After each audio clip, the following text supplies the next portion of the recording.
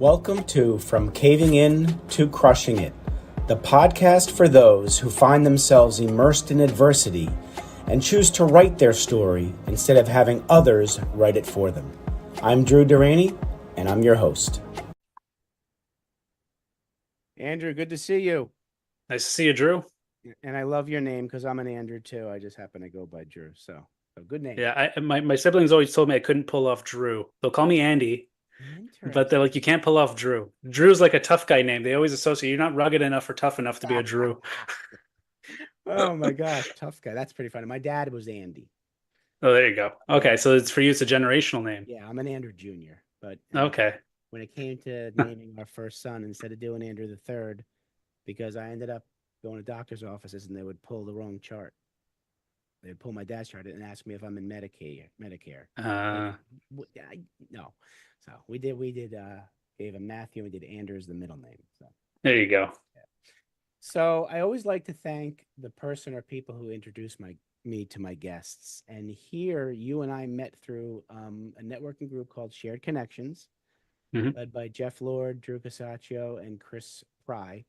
So I want to thank those three gentlemen for indirectly introducing us, and the way they run the event, you and I were able to get to meet, and we are meeting for a reason. It's bigger. That's bigger than just ourselves, which led to me wanting to have you on. So why are you here? I often say that, when we're young, Andrew, we're taught that life is linear from our friends, our family, anybody close to us. And it's not a malicious message or teaching. They want it to happen. And for the most part, they want us to do A plus B plus C, and they say D is going to happen. And for the most part, life is linear until it's not. Until that external circumstance presents itself and we have a choice, and we either make that choice or we don't see that choice. But that external circumstance gets in the middle of one of those letters. And our life now goes from linear to circuitous. I also often say that I believe there's three types of men. And we can be all three of these men in the same day. It just depends on what our level of self-awareness is that day. And I believe, there's a man number one. He's the man who has a ton of blind spots. He doesn't see anything except what's in front of him. And he lives his life with the belief system of the world and himself that was kind of given to him by the time he was from 7 to 18 years old. He doesn't change anything. And on his deathbed, he's got a ton of regrets, Andrew. Then there's man number two. Man number two sees the external circumstance. He's got a little higher self-awareness than man number one. Yet that external circumstance for him is a barrier because he's the victim. Everybody and everything else is to blame. Life is doing this to him. He says, I can't change anything. I got no control. It is what it is. And he stays the same route. On his deathbed, he's got regrets. He's got more regrets than number one because he says, I saw this and I didn't do anything about it. Right? And then there's man number three. That's you. That's me. It's the man I have on this show. He's the man who has a higher self-awareness than number two and wants to do something about his life. Sick and tired of being sick and tired, wants to change it. And so that same external circumstance where man number two saw it as a barrier, man number three sees it as an opportunity to become a different person, to do something differently. And he takes control and he acts differently on it. And he becomes a different person, a better person. So I'd like you to reach back as far as you need to reach, as big or small as you think it is, personal or professional, that defining moment that helped you move from man number one to man number three, or man number two to man number three, and help you become the Andrew Beaulieu you are now. There are so many things running through my head, and thank you for that, real description of each man. And to your point, I've been all three at one point in time. 2 and 3 definitely resonate depending on the situation and my preparedness to attack the situation. I'm the youngest of 4 siblings. And so growing up, I had a really unique position within the family to observe what was going on around me and the social construct that my family had built.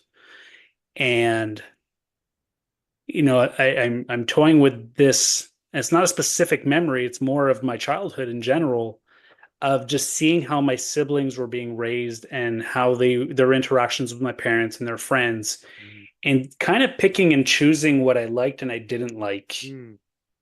through their blind spots. Right, right. I was kind of seeing it through a different lens. Mm. But ultimately, it was meeting my wife. So my wife and I have been together 21 years. Wow. She's a high school sweetheart. I would say my first serious girlfriend. I had girlfriends prior, but she was really my first romantic relationship. Yeah. And and she was an only child in her family, very tight knit group, just her and her two parents. And um, she would bring kind of awareness to my blind spots, Interesting. a social Mm. family generational grooming, if you will, of do you notice your family does this where other families do this? Mhm. Um, there's certain, every family has their shit. We all have our Mhm. shit, We do. We and all do. we all do. And it was through kind of being with my wife, my girlfriend at the time, and kind of having that outside view looking in that it really brought Mm. awareness to if I continue down a certain path, Yeah. I'm not going to go in the right direction. Interesting. Okay. And she wasn't saying it was good or bad. It was just different. It was just different from what she Yeah, knew. perspective, something different. Right. Okay. Well, we were on and off for the first few years of our relationship, Yeah. and often one of the sticking points with my family because there was a bit of a power struggle, if I'm honest, where Mm. my parents were very controlling. They really wanted to have their hands on the reins, and my wife wanted more of me. Mm. My girlfriend wanted more of me. It's normal in teenagehood that they say, "Oh, I want to spend more time with you. I want Yeah. to maybe go downtown with you. I want to do other things." And my parents were like, "No, you can't do that. It's not okay. We're scared that you might get her pregnant. We're scared this, we're scared that. Living through fear Yeah. rather than trust, Right. which is a typical parent Yeah. habit. That's true. Um, and so we were on and off the first few years, but it was that I always knew there was something there, so I always fought for the relationship. And by fighting for the relationship, it kind of gave me a little bit of gap between my family. It forced me to put in boundaries. Yeah. Very And important. those boundaries are what protected me from those blind spots. It's what allowed me to look back afterwards and say, I'm really happy I did that. Because it's allowed me to build relationships, healthy relationships outside of the family dynamic. And I still see like I would say I'm the black sheep of the family in a certain sense. Like and we'll probably get into it, but me leaving the family business later in life, I was the first one to get married. I was not the first one to have kids. I was the second one to have kids, but um, I kind of set certain trends in place that the rest of the family was always kind of judgmental on, saying like, "Well, why are you doing that? That's not Mm. what we do." I Yeah. was like, "Well, it's not a we, it's an I. It's my life." Yeah. That's And I true. think that's my evolution from going from Mhm. man number one to man number two. Okay. Got it. Makes sense. Absolutely. Yeah. I love that boundary is very, very important. Many of Yeah. us miss that. I missed the boundary between my mother and my ex-wife, my wife at the time. Okay. Not healthy to not have that boundary. I also didn't have a boundary between my self identity and being people pleasing. That's a big Uh, one. yeah, and I love what you said about an audience. Think about the difference between living in fear or living in trust. Just what it does to your body, right? The nervous system. Living in fear versus living in trust. And then you say to somebody, "Are you a risk taker?" Well, if you live in fear, you're not a risk taker. If you live in Correct. trust, you're a risk taker. And there's different types of risks, right? There's calculated risks, but people who live in fear don't even take calculated risks. And you miss out on so much in life. And you're right, most parents are afraid that they're going to mess up with their kid, so they err on the side of being cautious. Don't do this, don't do that, you know. But you create what you Especially you create what you fear, right? you do. And when you protect someone too much, they're not going to take risks. They live in a bubble, and that's not the real life. And when the bubble pops and you don't know what to do, that's when you know what hits the fan, right? Yeah, exactly. So thank you for sharing that. So at some point, then you did marry your high school sweetheart, Correct. Yeah. And tell me how different it was dating versus now it's marriage. Did anything change in terms of how you treated each other? Well, that's a really interesting question. We've been married 12 years now. Okay. I mean, going from 16, we got married when I was 25, she was 24. Mhm. Um, I mean, just that evolution in age and maturity, Yeah. the dynamics of our relationship definitely changed. When we were young, I was very reserved. I didn't talk back. I was never allowed to talk back in my house. It was always just do what you're told and keep quiet. Mm. And so when we would get into fights as teenagers, it was my wife was kind of like trying to pull something out of me, and I just shut down. I was just, no, I'm not going to fight you.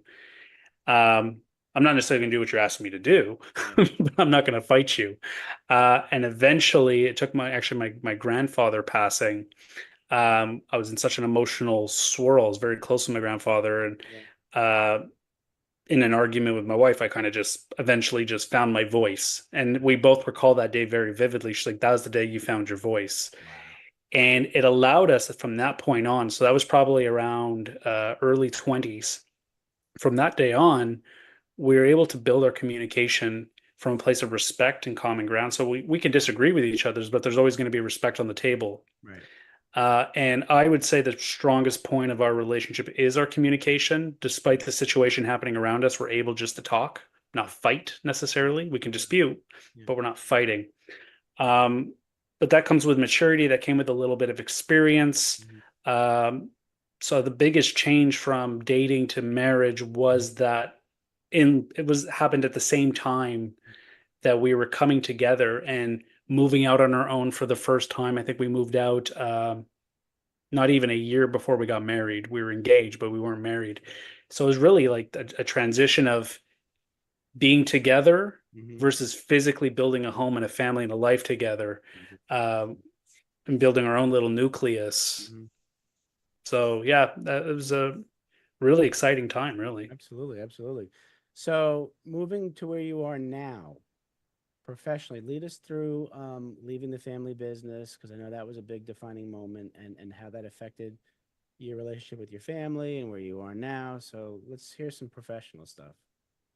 Yeah, so I left the family business last year after 16 years with a family business. So we worked in general contracting here in Canada, and my father founded the company from our dining room table when I was 7 years old, and I never wanted to work in the family business, but after college, I didn't know what I wanted to be when I grew up. So I said, I got to make some money for the summer and went to Right. work there. And I was there for 16 years. Yeah. That evolution, again, my father being a traditional man, you got your name in the door because of your last name, but everything from here on, you have to earn. Mm. You have to earn your keep. You have to earn your stripes. You have to earn your experience. And, my father's partner, who was a non-family member, is a 50-50 ownership. When he became my partner, when my dad finally retired, me, my two brothers took his shares.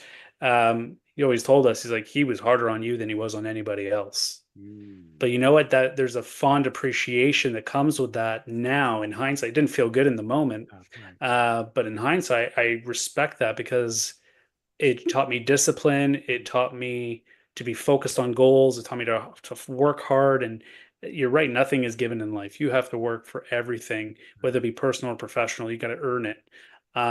So really building that relationship with my father uh, when he was in the company was very strong, but it was a very transactional relationship. Mm. It was always based on work. There was no boundary established outside of work. The work came home with him wherever he went. It was his identity. Yeah. Yeah. And I think generationally that was appropriate. Absolutely. Yeah. My siblings and I have a great relationship. Hmm. We grew through the company together. My sister's a nurse, so I'll leave her aside for the moment. Yeah. But my two brothers and I, we worked through the company. We grew through the company. We went through the same experiences, and those commonalities, those common experiences, obviously brought us together. When I was leaving the business, I gave them a 2 year notice that I was leaving and that we would make sure the legacy of the company was in good position and professionally speaking, everyone will be okay upon my exit because I was a key player in the company. And they were very supportive. I mean, they went through the seven emotions. There was some anger, there was some resentment and guilt and all that kind of stuff. But on the other side now, 9 months later, 10 months later, Yeah, I would say the relationships are starting to forge again on a more personal basis. It's no longer all fueled by work. There's some personal there. that's important. Um, it's super important. And that was one of my, there was many decisions. There was many factors of why I left the family business. Some of it, I would say the big, if I'm thinking of an onion, the outer layer of the onion was just my own personal itch to find my own identity, find my own road and challenge myself in Right. new ways. But part of it was to kind of preserve some family relationships that wasn't based on business. Yeah, absolutely. Right. Totally. And I think that's a healthy thing to want. Yeah, And in some circumstances it worked, and others, like my father, it didn't work. And it is what it is. yeah. But sorry, I don't know if I answered your question. You answered it. You answered it very well. Absolutely. So tell us about what you're doing now that you left the business. What'd you go into? So I went into coaching and consulting. So this all stems from I had a coach when we were doing the change management of the company. The company hired a change management coach for me and my two brothers to get ready to become owners. And this woman absolutely changed my life. Mm, She tapped into something in me, and this was one of those critical milestones in my life. So, like I mentioned, meeting my wife, girlfriend, 16 was huge. This was another TSN turning point, if you will, okay. where she tapped into something in me that just allowed me to step out of my shell. Mm, People used to tell me within the company, even though I was a director at this point, they said you still hide in the shadows of your brothers, and we see so much potential in you because we really are like we look the same, but we're very different mhm, personalities. mhm. Um, and they're like, you have so much potential, but you just hide in the shadow of your brothers. And about 6 months in working with this coach, they said your brothers aren't even in your rearview mirror anymore. They're like, you've just taken off, and it coincided with me also becoming a parent. I was Ah, becoming a father at the very same time. interesting. Yeah, And I think those two things tapped in at the same time yeah, probably. just brought in um, soft skills, Mhm. a tremendous amount of soft skills. I knew how to do the job, but it was really dealing with people that mattered the most. Yeah. And so when the pandemic hit and I came home and my kids were 3 and 2 at the time, I had two daughters, they were 3 and 2 at the time. I realized I was spending way too much time away from my family. I was spending 60, 70 hours a week outside the home. And that was never the father that I wanted to be. My dad was like that. So my dad started a company and he was gone all the time.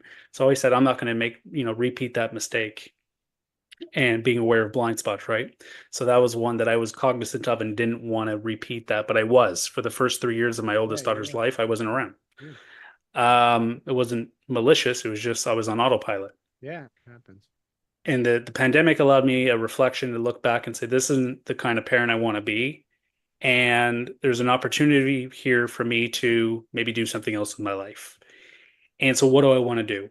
And I remembered my coach and how she helped me and the soft skills I developed and the fact that I'm really good at making connections with people and building relationships and helping them through challenges, both professionally and personally in life. And as a leader in an organization, that is your number one role Of is to course. take care of the people in your care, in your charge. Hmm. And so I said, if I could even help one person, Hmm. that level of fulfillment must feel so outrageously good. I'm going to dedicate my career to this. Absolutely. And so that's how I did it. I actually resigned from the family business before coming to that realization because I realized I needed to cut off the safety net Yeah, for yeah, me to even go into that exploratory sure, mode. sure, yeah. And so I told them, I said, I'm resigning. They said, for what? I don't know, but I know it's not this. And I'm going to give you guys 2 years notice so that actually they requested it. I offered them 12 months. They said, can we have 24? I said, absolutely. I said, it's only fair. It gives me time to figure it out Hmm. and worked out because I went and ended up going through a coach certification process. That was 12 months. Give me time to start the base of my business Yeah, while working full time. So I was still able to provide for my yeah, family. absolutely. But, I was more present at home because we're still navigating through the pandemic and we're Yeah, coming in right. the tail end. So there's still a lot of working from home. So my presence at home Yeah, was felt and I was seeing the benefits of being home more. yeah, absolutely. Yeah. So, what is the biggest lesson you learned when you left the family business? The thing that comes to mind, Drew, is when I finally told the staff, because they were the last ones to find out that I was leaving, their first question was, "What?"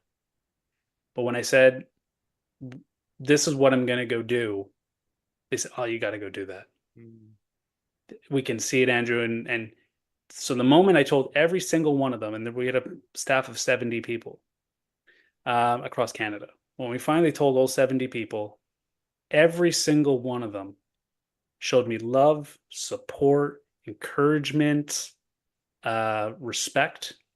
What I was doing was bold, mm, um, and so I earned additional respect in their books in that regard.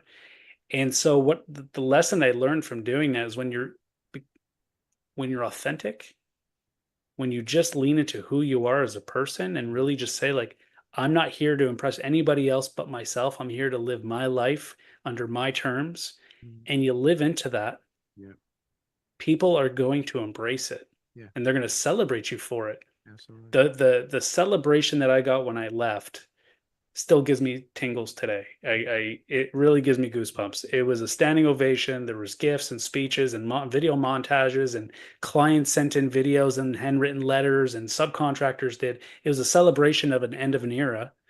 And there was not a single person that ever looked me in the eye and said, "I can't believe you're abandoning us or leaving us," or there was none of that, not a single thing. I love it. And so that's a lesson learned, saying it was scary. It was a Of hard, course, emotionally of course. challenging phase of my life, and still to this day. Yeah, But I it was I was myself. that's I good. was myself, and that paid off dividends big time. Beautiful. Love it.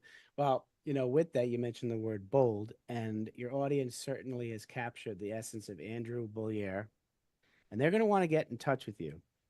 So, folks, here's a way of getting in touch with Andrew. And the word bold, and now I know why it's in here, boldmovescoaching.ca. So go to Andrew's website and learn a lot about him. And can they schedule something with you through the Yeah, website too? Okay. yeah. Call or something. Okay. And also his LinkedIn. Go to LinkedIn. There are not many Andrew Bolliers when you put his name in, so you'll find him. Good way to connect. Well, I have two questions, Andrew, I'd like to ask you before we sign off. First one is, I'm going to give you the opportunity to use your imagination. You're sitting down with 7 to 10-year-old Andrew, and you want to give him advice about life. What are you going to tell him?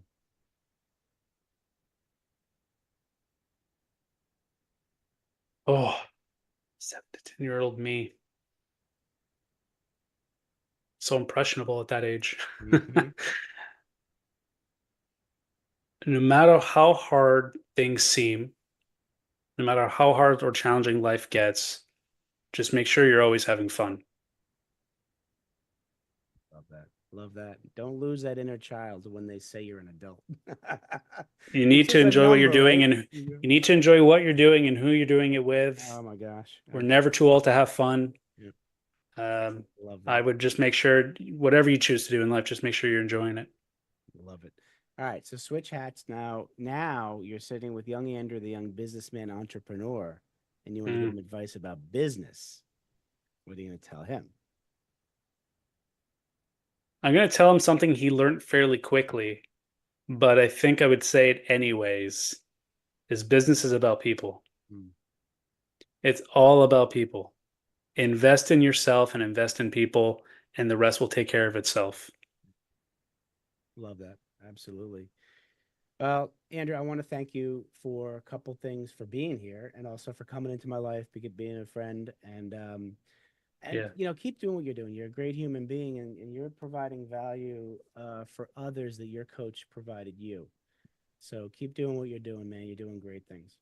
Thanks, Drew, man. I super appreciate being on your show and absolutely just being part of your life. And yeah, this is all good. Thanks, man. Absolutely. It's my pleasure. Everybody out there, please take care of yourselves. Thanks so much for listening. If you enjoyed the episode, please subscribe and give us a review to help others find it. I'd like you to answer this question. Are you living the life you want to live, Or are you living the life others want you to live? I'd like you to think about that for a second, because I strongly suggest you live the life you want to live. If you want to learn more about what I stand for and my services and how I'm able to help many men get out of their own way, please go to my website at www.profitcompassion.com.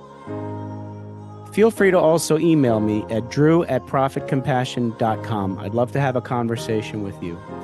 Take care of yourself and choose to write your own story instead of letting others write it for you.